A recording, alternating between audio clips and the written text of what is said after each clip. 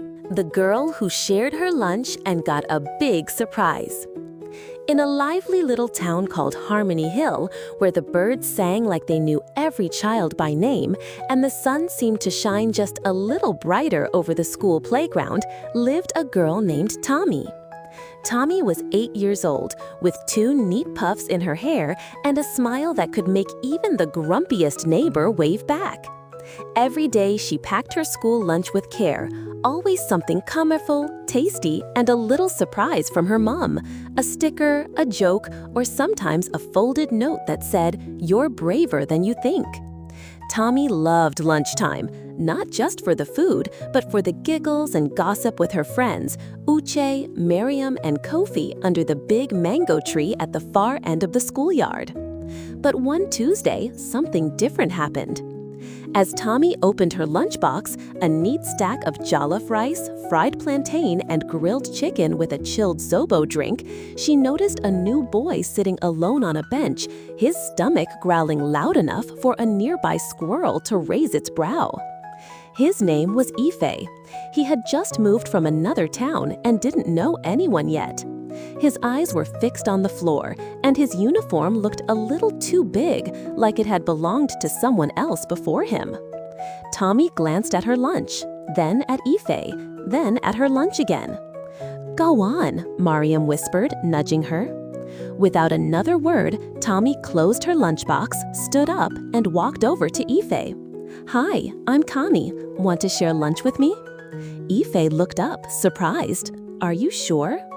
Tommy smiled. "Of course. Come sit under the mango tree with us." Ife followed her shyly. The others scooted over to make space, and Tommy carefully split her lunch. 1 spoon for her, 1 for him.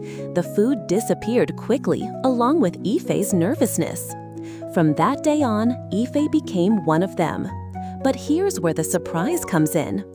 1 week later, their teacher, Mr. Ajayi, announced a school-wide kindness competition. We've secretly been watching how students treat each other.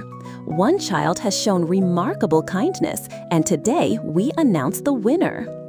Tommy wasn't paying much attention. She was doodling a heart around her name. "Congratulations to Tommy!" The class clapped wildly. Tommy blinked. "Me?"